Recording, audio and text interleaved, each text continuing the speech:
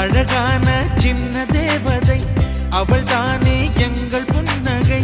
நாள்தோறும் இங்கு பண்டிகை, நம் வானில் வான வேடிக்கை. இதுபோல சொந்தம் தந்ததா இறைவாவா நன்றி சொல்கிறோம். உனக்கேதும் சோகம் தோன்றினா இங்கே வா இன்பம் தருகிறோம். சரவெ